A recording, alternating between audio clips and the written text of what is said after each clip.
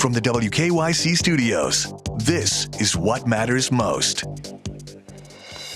Good evening from my home. Glad you're here with us. I'm Lena Lai. We begin with another above average day in new coronavirus cases in Ohio. The Ohio Health Department is reporting just under 1,300 cases. While that's the lowest in the last 6 days, it is above the state's 3-week average. However, current hospitalizations are trending downward. New concerns tonight about a shortage of a drug used to treat COVID-19. Remdesivir was taken by President Trump for 5 days during his coronavirus battle. And there are now worries across Europe that remdesivir shortages could provide a significant challenge to doctors hoping to provide relief to patients. You have to imagine that one company supplying the whole world has to be able to foresee where to move things, and that this is not always possible if you don't know the patient.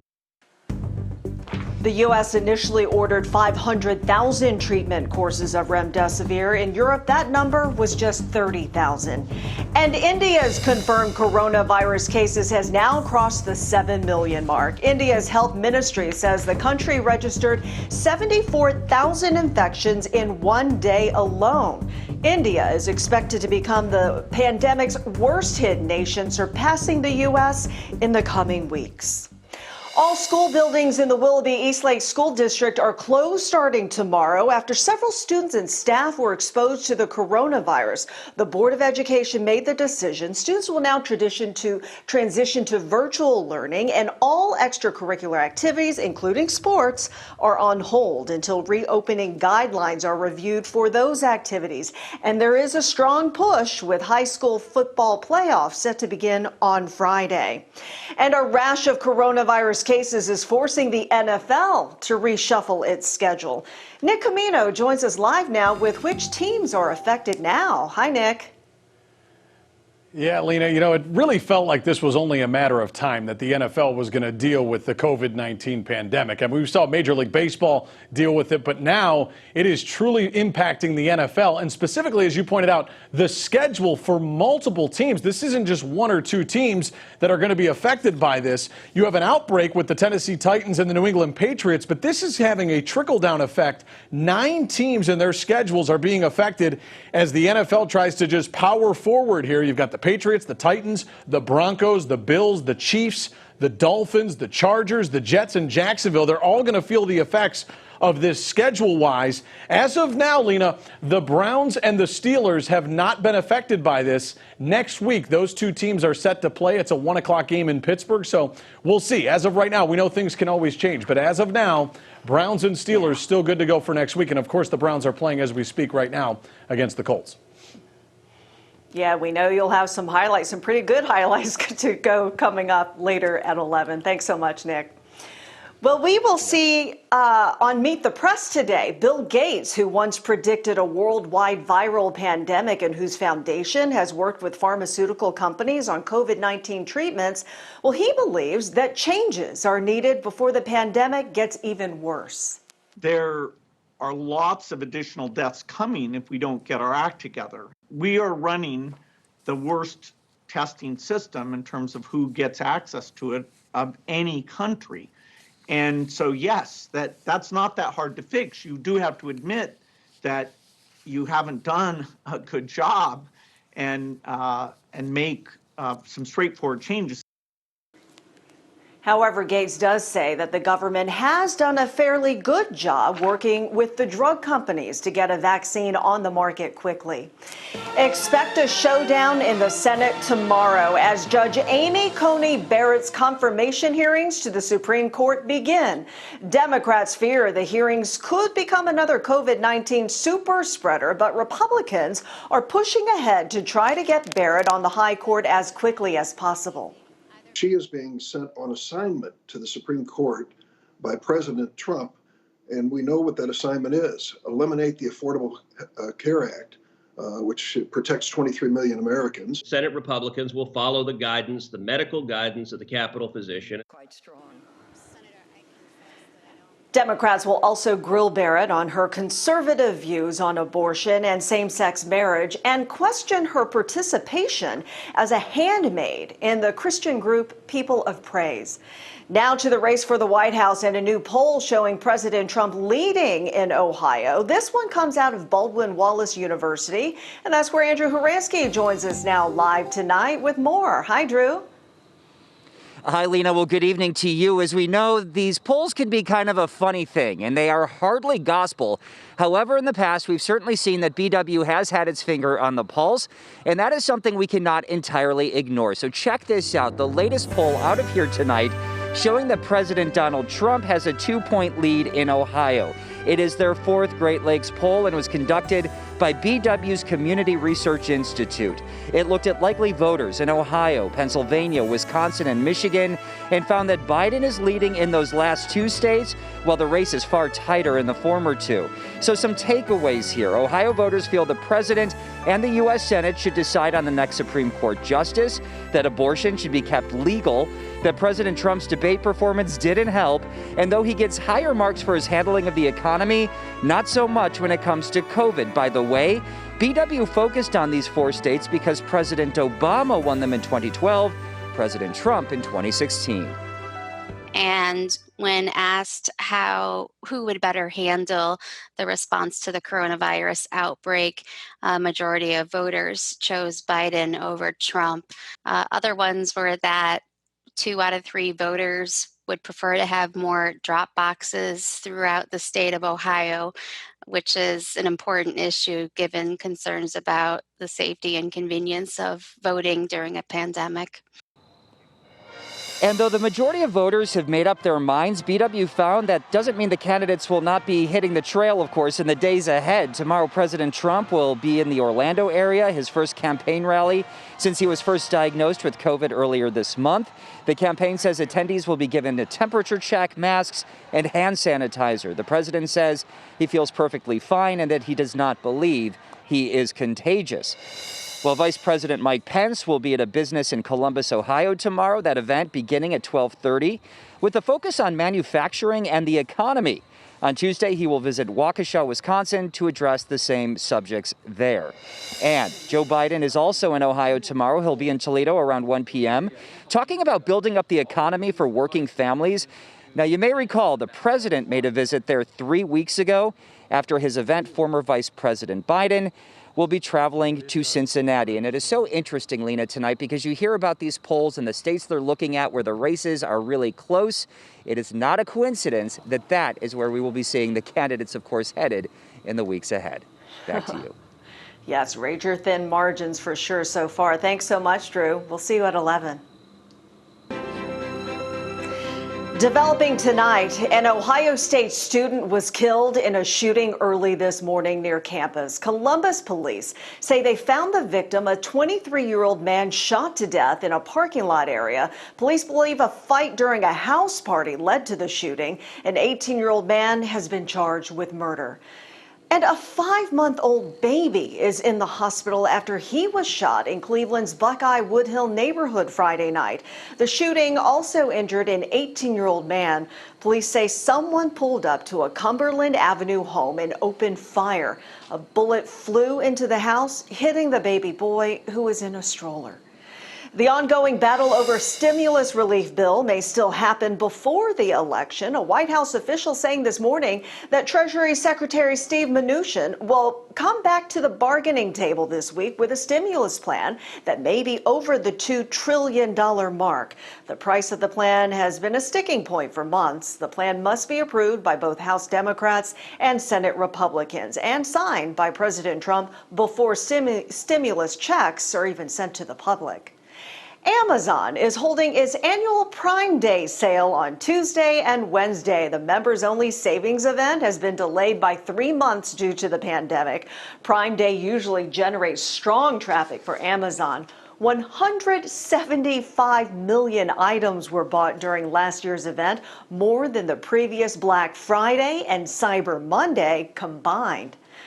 Another Apple event is coming on Tuesday. Details on new iPhones are expected this time around. The latest phones could support the faster 5G cellular technology. Apple usually debuts its new phones in September, but this year's launch was delayed also because of the pandemic. Coming up, did you see it? Saturday Night Live pokes some fun at the vice presidential debate. And hey, Matt Wins, how are you? Well, hi, Lena. I'm doing pretty well on this Sunday. I hope you're doing well as well. I guess that's a lot of wells in there, but that's the way the weather makes us feel. Boy, another beautiful day across Northeast Ohio. We've got a few of these left, and then the bottom drops out. I've got the full 7-day forecast for you coming up. What Matters Most is sponsored by Window Nation. Online at windownation.com. And that is how President Trump will make the economy better, by making it worse. I'm sorry to interrupt, Vice President Pence. There's a War on police in this country? I couldn't agree more. No, there's a giant... Lack of respect for militias? You're darn right. No, Senator Harris, help me out. Oh, no, I'm good. Looking real good, Mike. Keep it up. Well, you knew it had to happen. Saturday Night Live had a field day last night with the vice presidential debate. Jim Carrey and Maya Rudolph kicked off the night as Vice President Joe Biden and Senator Kamala Harris. And this time, presidential nominee Biden gets into a sticky situation as he tries to teleport to help Senator Harris during the debate. This week, actress Issa Rae takes over as host with musical guest Justin Bieber.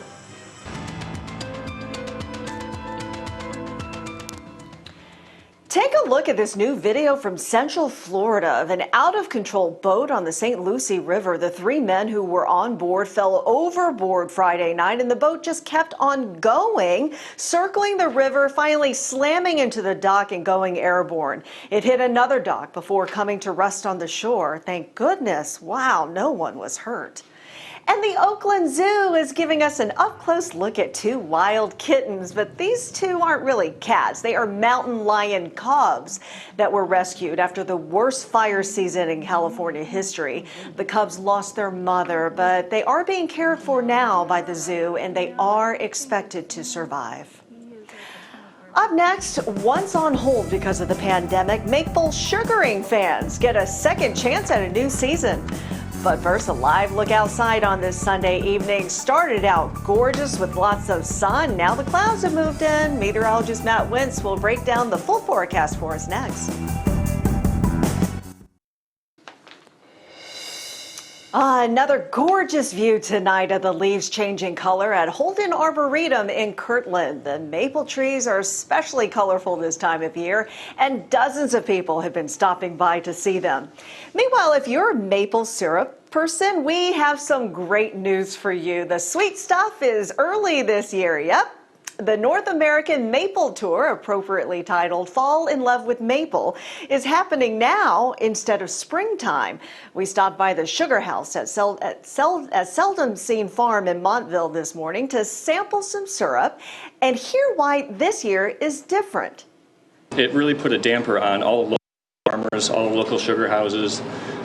It just hurt everybody in the economy. So what we did was the leaders in the maple industry really stepped it up this fall and decided to do the Fall in Love with Maple Tour.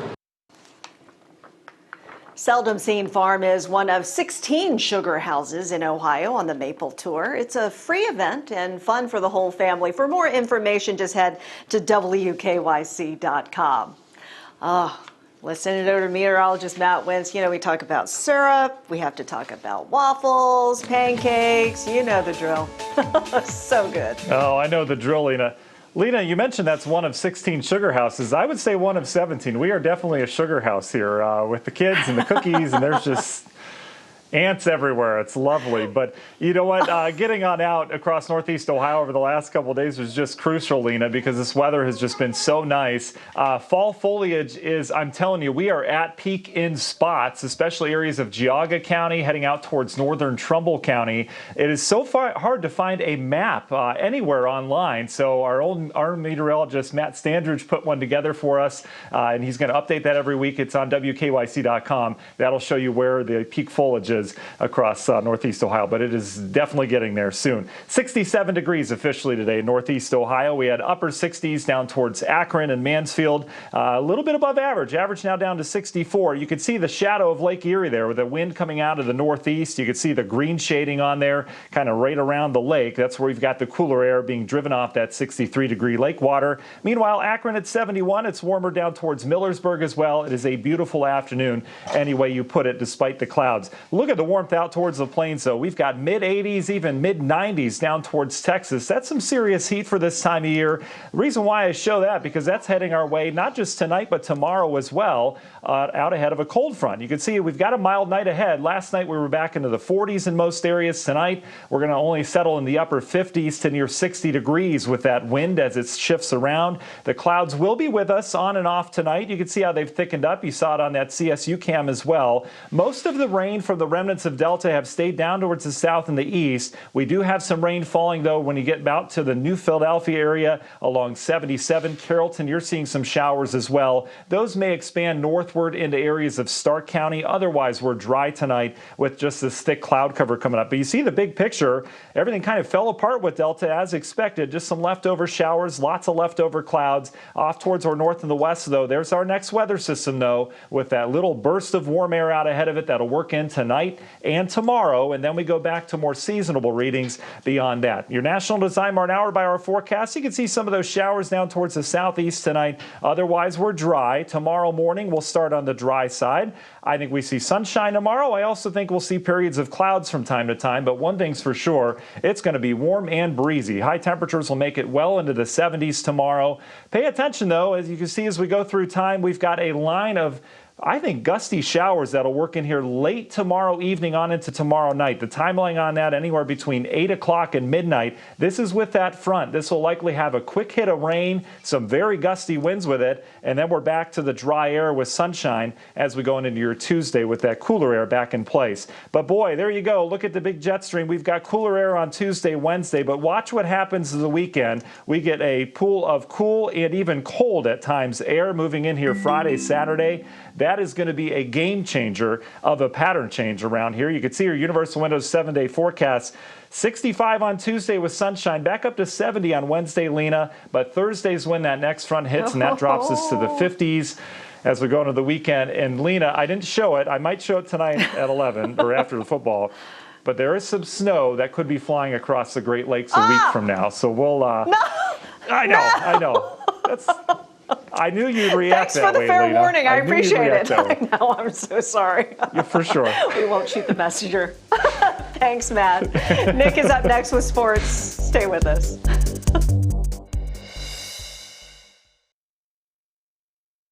This sports report is sponsored by the people-pleasing people at Serra Auto Park in Akron. Great to welcome you back. It's an NFL Sunday. In fact, the Browns are playing as we speak. It's the third quarter at First Energy Stadium. Browns leading the Colts 27-17. It's been a fun game so far. We'll see if they can get the job done. Let's take a look at the rest of the AFC North Division. All the teams played today. Big Ben and the Steelers hosting the Eagles at Heinz Field. Pittsburgh up 31-29, and Roethlisberger finds Chase Claypool for the touchdown strike. Claypool had 4 touchdowns on the day. Steelers improved to 4-0. They win 38-29 over the Eagles. Lamar Jackson and the Ravens hosting the Cincinnati Bengals earlier today.